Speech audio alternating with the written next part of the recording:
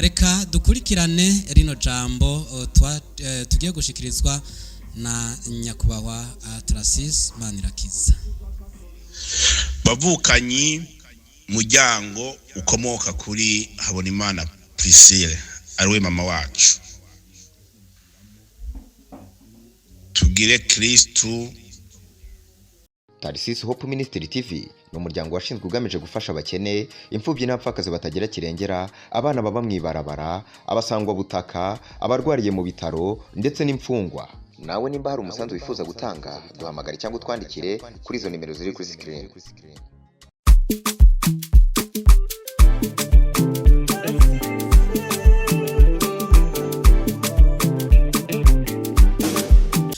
Twongere tubaramutse amahoro y'Imana kandi tubayikaze mwebwe mudengeje gukurikirana ibiganiro bica kuri Tracis Hope Ministry TV. Tunabipfuriza kubana nyamugira ibihe byiza aho muherereye, abari mu gihugu cy'u Burundi ndetse n'abari mu makungu, abari muri Amerika, abari mu Bubiligi, muri Canada, Australia n'ahandi. Tubipfurize kubana nyamumererwa neza, ariko kandi twipfurize imanza nziza, bariko baragira imanza nziza, mvuze imanza nziza muca mumva ko nambitsi bazihari bantu b'Imana, abari mu manza z'umunezero tubipfurize kugira imanza nziza n'umunezero ugwiriye, ariko kandi kubafise imanza z'umubabaro namwe tubihanganishe, niko bimeze. Ariko kandi isi tuyicamo tubandanya tugenda inyuma y'ubu buzima hariho ubundi buzima. Uyu munsi rero nkaba ngarutse muri kino kiganiro ni Prote turakingiwe nk'ibisanzwe, aho tugiye kurabira hamwe canke gushimira abo twashoboye kubana muri bino bice bibiri tumaze kurangiza, aho twaberetse ibirori ivyo kwibuka ku nshuro igira kabiri nyakwigendera Niyonzima Juliette twabuze tutanka,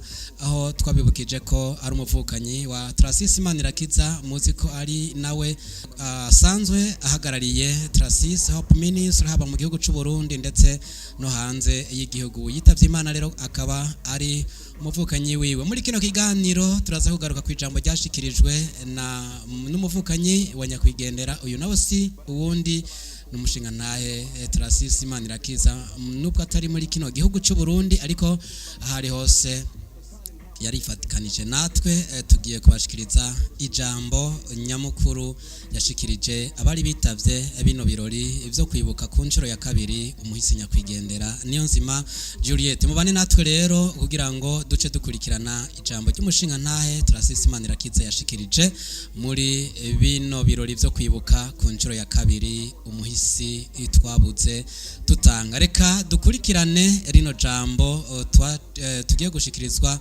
na nyakubahwa Tracis Manirakiza. Bavukanyi muryango ukomoka kuri Habonimana Priscille ariwe mama wacu. Tugire Kristu yongera ganze mu mitima yacu. Nkuko mubizi uno munsi ni tariki 28 z'ukwa kabiri 2024, aho twibuka irigira kabiri imyaka ibiri iheze mushiki wacu ariyo mfura mama yitavye Imana atuvuyemo mu muryango. Rero ndibaza n'abasiguriye igituma twahisemo uyu munsi buri mwaka kwama tumwibuka. Nabisiguye cyane muravyibuka sino bisubiramo. Igikuru nuko yari intwari kandi yari imfura muryango, kandi yagiye atanabi canke amakosa akore muryango akomokamo wa Habonimana Priscille. Rero ugupfa yarapfuye, kugenda yagiye.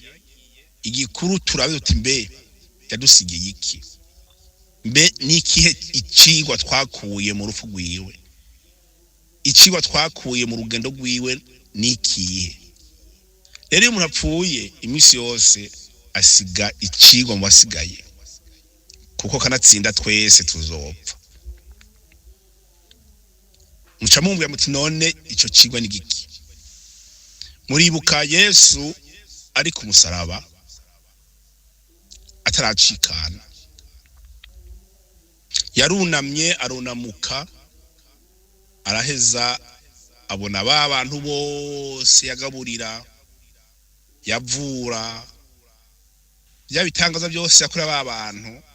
Yunamuye amaso asanga ba bantu bose niyo bari baramushinyagurira ati ibambure wadukore bitangaza nawe nubyikorere uve ku musaraba bamushinyagurira. Yesu arabaraba abona ba Petero, abona ba Yuda, abona n'imiryango ya Barazaro, abona imiryango y'abagore bari mu butinyanka yakiza imiryango yabo, arabaraba yicwa n'agahinda, akabonge karamuzura, acatangura kuva uguye rw'amaraso, hanyuma ahejeje aracikana, igitambara cyahera kiratabukamo inshuro zibiri. Kya gitambara bavuga muri Bibiliya si gitambara sinishuka oyaye, nuko yabonye ibyari byihishijwe, kuko taracikana akiri kwisi, akiri mu mubiri, yabona abantu bose ari inshuti, ari abagenzi, akabona intumwa zose zimugendanira, akabona abagenzi, ariko ntiyarazi ko agendana n'amabingira. Rero bijya nico bisigura. Natwe rero urupfu rwa Niyonzima wadusigiye byinshi, kuko Niyonzima ataracikana akiri muzima, twabona ko abantu bose ari imiryango, abavukanyi, abo tubana, inshuti, abagenzi, tukabonamo imiryango, inshuti n'abagenzi. Ariko urupfu rwiwe ndizera muri twese waratweretse neza na neza inshuti, imiryango, abagenzi bukuri. Ndizera ko ubu ata muntu yoba akitwihishamo ngo abehishemo, anyihishemo, yihishe mu bana yasize, oya.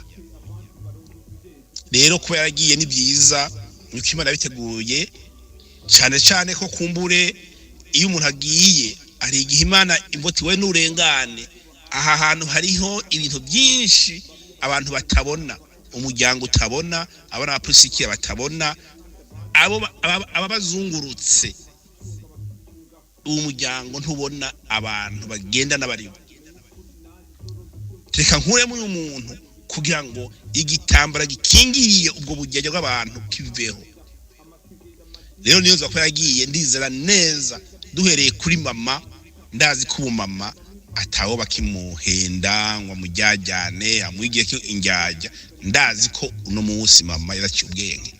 Ya minsi mikuru yama yagiriye abantu, yagemuriye abantu, yavuje abantu, yagaburiye abantu, yambika abantu, aza kuraba abantu.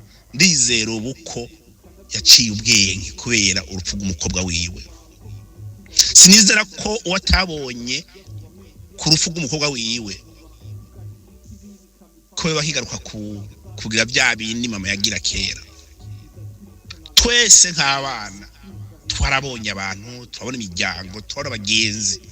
Nizere ko abo tutabonye duhamba imfura mama, nizere ko sindababwiye ngo muze mu banki, muze mu bakunde, ariko mwongere muca ubwenge, kuko Bibiliya ngo muze mukunda abansi banyu, kandi mubakunde mubaharire kugira ngo bahinduke.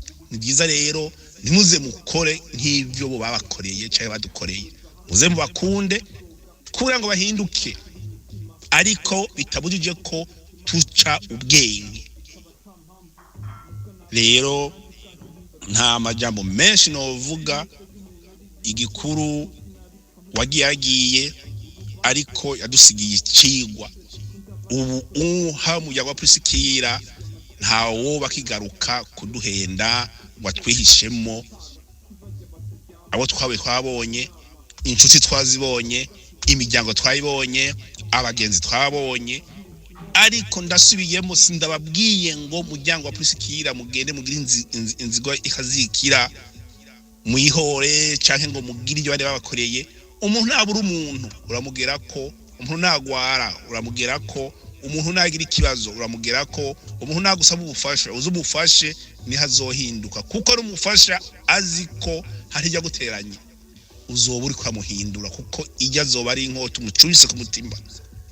Rero injo abantu batekerera, hanyuma mwakoze kuza baje bavuye kure, Imana ibahezagire. Tuzosubira mu mwaka uza muri 2007 itariki nk'izi nyene 28 z'ukwa kabiri kugeza imyaka n'imyaka tuzokwama tumwibuka mushiki wacu nk'imfura ya mama. Tugire amahoro mujane na Yesu aherekeze. Amina. Nuko iryo ryari jambo rishikirijwe na Trasis Manirakiza Kizigenza asanzwe uhagarariye ino ministeri ya Trasis Hope Ministry hano mu gihugu cy'u Burundi ndetse no hanze y'igihugu aho ino ministeri maze kuba iri kwirakorera. Mwavyumvise neza ko ryari jambo ryo gushima ashimira abantu mwabanye natwe muri bino bihe byo kwibuka umuhisi twabuze tutanka akaba ari n'umuvukanyi wiwe Niyonzima Juliette. Tukaba natwe rero tubashimiye mwebwe mwabandanije kubana natwe ubugira kandi nk'abakozi bo muri Trasis Hope Ministry TV natwe twifatanije n'umuryango wabuze mu bihe byo kwibuka ino myaka 2 irangiye wacu atuvuyemwo kanatsinda. Natwe turi mu muryango wa Trasis Hope Ministry. Mwumva neza yuko atatandukaniro riri hagati ya Trasis Hope Ministry TV ndetse na Trasis Manirakiza. Nuko rero imbere yuko dusozera katugaruke gato ku ijambo ryashikirijwe n'umuhisi igihe yarakiriho, ijambo dufata nk'iragi yadusigiye. Reka turikurikirane. Nyene ugasanga ntibimeze neza nkuko byategezwa kugenda nakaye kanumva woshobora guhanura muri rusangi abantu bameze nk'uko. Nukuri ico nyene aho nyene jewe ikintu nshobora guhanura nk'abandi bantu ndashobora guhanura abandi bantu yuko bofata ari nk'abantu bavukana boshobora gufatana neza bagakundana, banyomba basaza babo bo byara abana bakabakira neza canke abo bivukana bagakundana kubera imbere ni heza. Ufase neza umwana wa musaza wawe canke musaza wawe canke uwo muvukana uwo ari we wese naho yoba uwo mutavukana ukamufata neza kuri ya neza wakora nawe arokwibuka. Nuko iryo rikaba ryari jambo dushikirijwe na nyakwigendera umuhisi Niyonzima Juliette yadusigiye nk'iragi twigisha gukundana na cyane cyane kwitanaho nk'umuryango kudacanamwe. Nuko rero tukaba tubashimiye mwebwe mwese mwabanye natwe muri kino kiganiro. Ni hano kice kirangirira mubandanye mukurikirana ibindi biganiro byacu ko biracabandanya. Reporter turakingwe kuri micro, inyuma ya kamera twari kumwe na Wizobi. Tuze dusure duhure mu bindi biganiro bizokurikirana ubutaha. Bye bye. Trasis Hope Ministry TV ni umuryango washinzwe ugamije gufasha abakene, imfubyi n'abapfakazi batagira kirengera, abana baba mwibarabara, abasangwa butaka, abarwariye mu bitaro ndetse n'imfungwa. Nawe nimba hari umusanzu wifuza gutanga duhamagare cyangwa utwandikire kuri izo nimero ziri kuri screen.